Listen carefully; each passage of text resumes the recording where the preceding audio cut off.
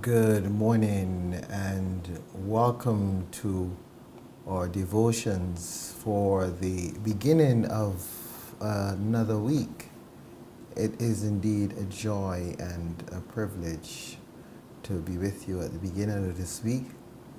I want us to remember the government here of Barbados as they take responsibility for this conference, United Nations Conference on Trade and Development 15, UNCTAD 15.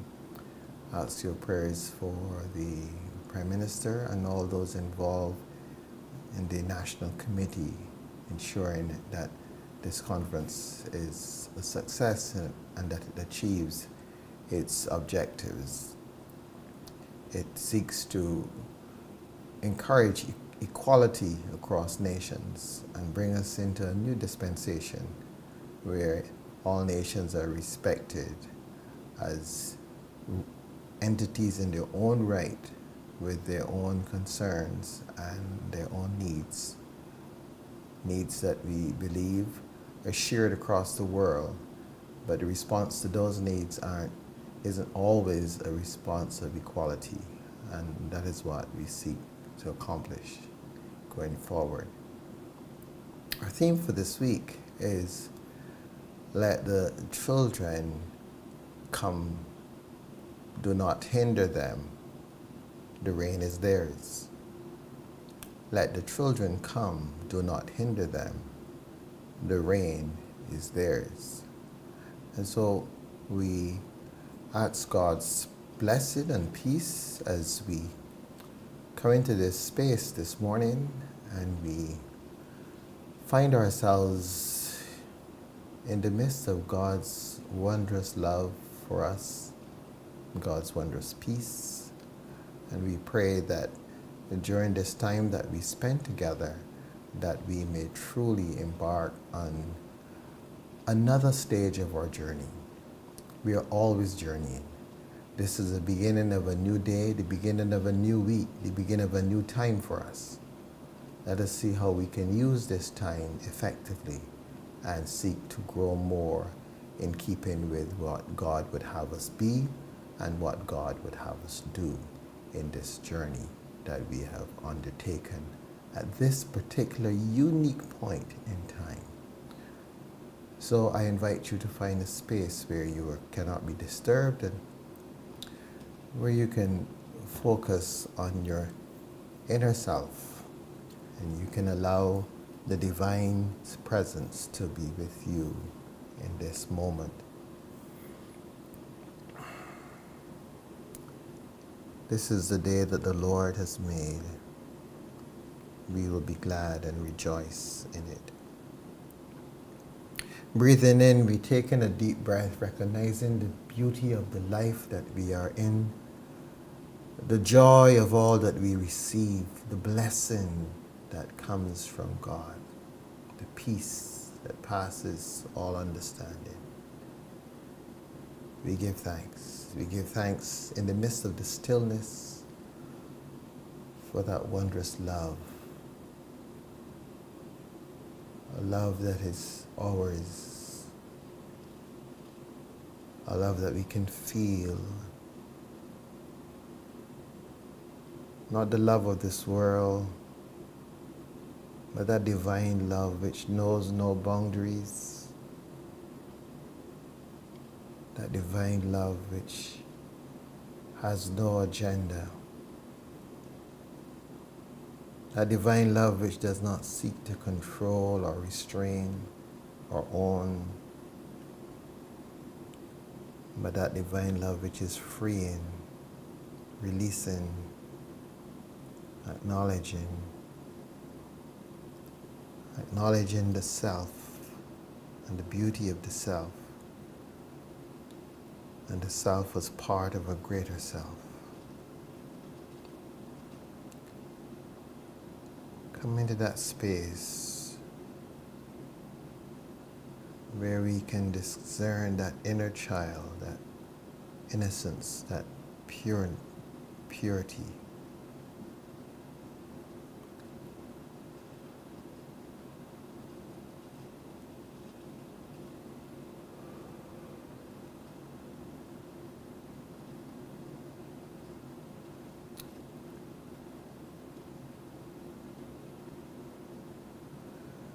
seat of the soul, that place where only the divine dwells.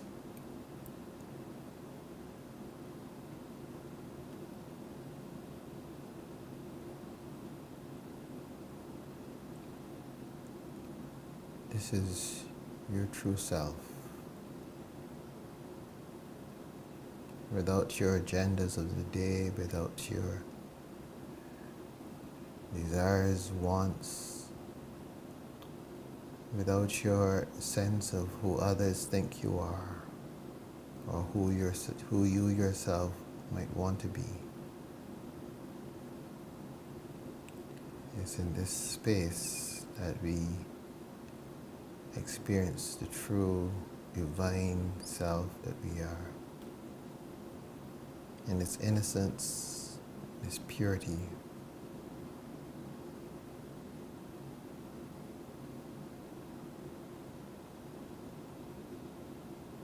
And the more we are able to recognize this and to experience this, the greater the opportunity for us to bring it out into the world, knowing that it is protected by something greater than ourselves. So we bring it out without fear. We bring it out trusting the one who has called us into being. We bring it out recognizing that there is no need for all the barricades. There's no need for all the defenses. For that true self is far greater than anything that is on the outside. And whatever challenges it on the outside cannot in any way win, cannot be successful, because it is divine, and there's nothing in matter that is greater than spirit.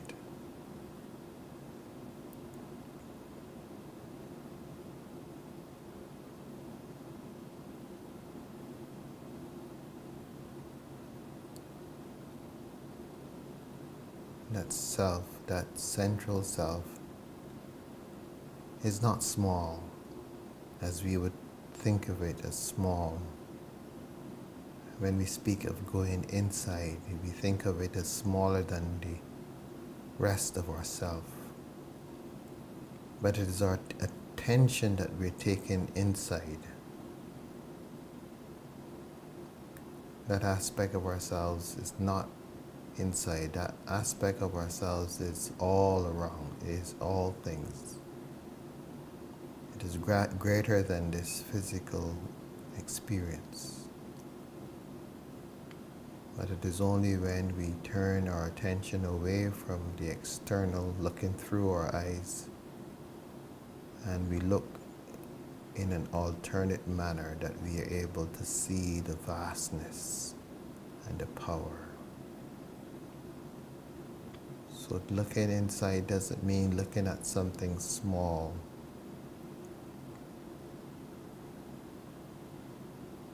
It is simply turning away from this illusion that we see through our limited view.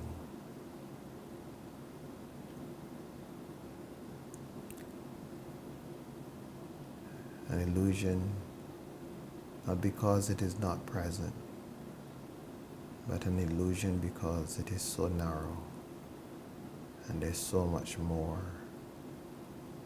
so much that is greater. So sit in that space and feel the greatness of who you are. Don't be afraid. Don't be afraid of your greatness. For you did not give yourself this greatness. This child, this innocence, has received this greatness from the all that is. Allow it. Let it be.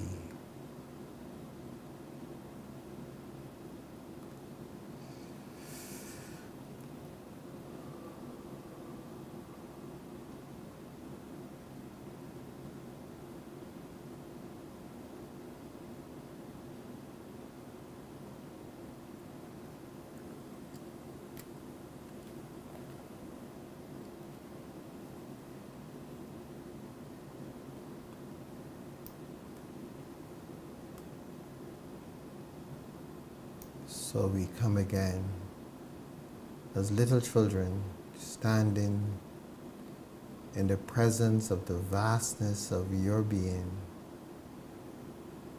We are awed at the height and depth of your presence.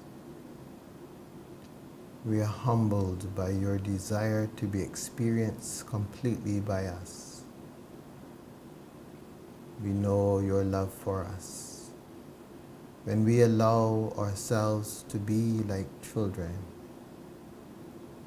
for it is then that we most feel this truth and own it. Help us to allow that child within to venture out to meet you daily.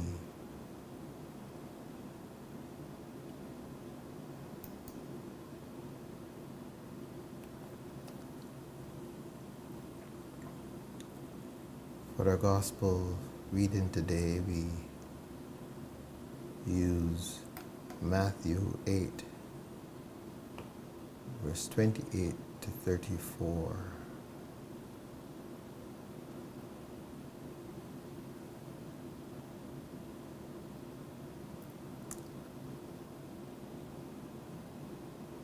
When Jesus came to the other side, to the country of the Gadarenes, two demoniacs coming out of the tombs met him. They were so fierce that no one could pass that way. Suddenly they shouted, "What have you to do with us, Son of God? Have you come here to torment us before the time?"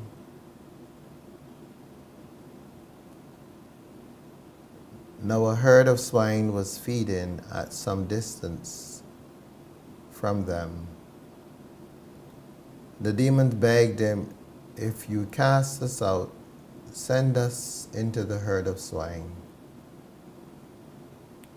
And he said to them, "Go." So they came out and entered the swine, and suddenly the whole herd rushed down the steep bank into the sea and perished in the water. The swineherds ran off, and on going into the town, they told the whole story about what had happened to the demoniacs. The whole town came out to meet Jesus. And when they saw him, they begged him to leave their neighborhood. Here ends the reading.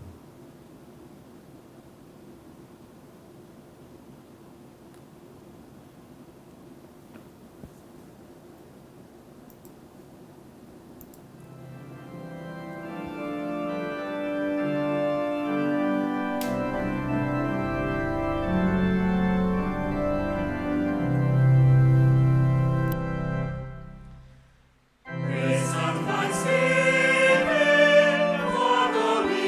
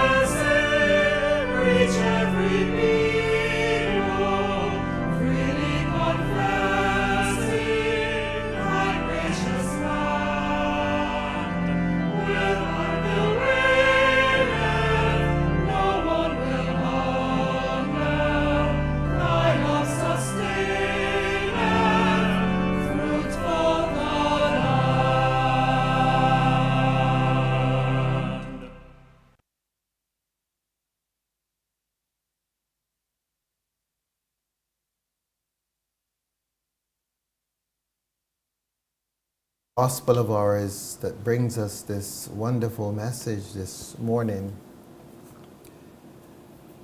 tells the story of the demoniacs and their acknowledgement of the presence of Jesus and their desire to at least have another chance.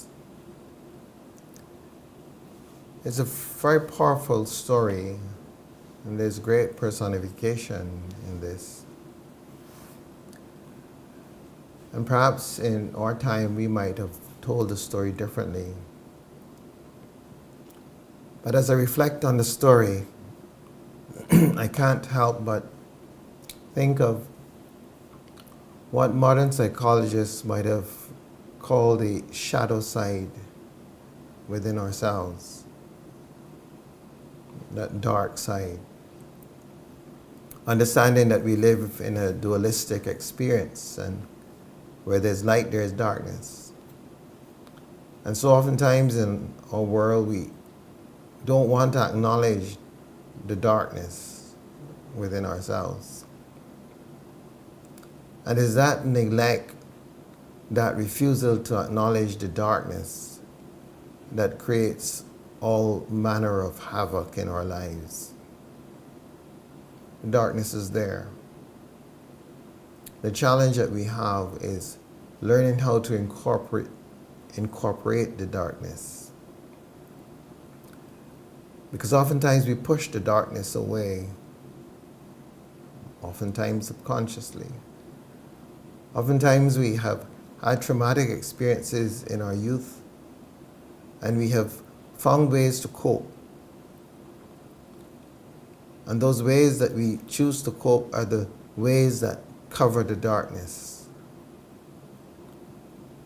And what often happens is that when we cover the darkness, we leave it alone to do all its work. And so it begins to manifest in ways that we don't even realize. In this story that we hear from the gospel reading this morning, one gets the impression of darkness that has been allowed to run its own reign, to become all that it chooses to become a person in and of itself. Sometimes we speak in our world of being a schizophrenic, where persons have this dual experience of themselves. And that is the darkness left alone and allowed to materialize, to become a self in and of itself. But we are taught and we are encouraged to find ways to enter that shadow self, to explore that shadow self, and to heal that shadow self, in order that we may be able to embrace it and to use the gifts that it brings. It's like that child within that we keep smothered, that we don't allow to come out, and it finds ways to express itself, rather than acknowledging all of ourselves, acknowledging the totality of who we are, dealing with the shadow self. It is thought in this time that the process of meditation is one of the key tools that we have to facilitate this. Because so much of our time is spent on our outer awareness, on the things that are in front of us, the things that we have to accomplish, to achieve, to do. And so we don't have time to pay any attention whatsoever to the undeveloped or the underdeveloped, to that which has been truncated, that which is not maturing or growing. And it is through taking a look inward, coming away from the external stimuli and resting in that quiet place, that those aspects of ourselves that we would call the shadow or the dark side are given an opportunity to present themselves. And then presenting themselves for us to be able to deal with them. So that in dealing with them, we can allow them to manifest in ways that are contributing to who we are, and not in ways that are destructive, that seek to undo all that we are seeking to accomplish. So, the story of the demoniacs remind us of this aspect of ourselves that we must pay attention to, that we must look into. And I want to encourage us today to take the time and begin to do that shadow work. There are many who have written about this, and we can find information about it in different places. But it is important, because the demoniac's potential is within each one of us. If we don't allow ourselves to become aware of that little child that has been abandoned within us. Face the child. Bring the child out. Allow the child to grow and to face the world. Allow the child to bring us the gifts that it has. And in so doing, we live a fuller life, a more complete life, and we're able to accomplish so much more. Jesus wants us to bring the children, for it is to them that the reign belongs. Let us bring the children. Look inside and meet that child. Meet that child that you have perhaps abandoned through the years. Allow that child the opportunity to come out and to be healed, to be incorporated into your full self. For all of this is a part of who you are. Don't leave the shadow in a place of ignorance, but become aware of it. And in becoming aware of it, you're able to allow it to manifest in more productive ways than when we ignore it and we allow it to have its way.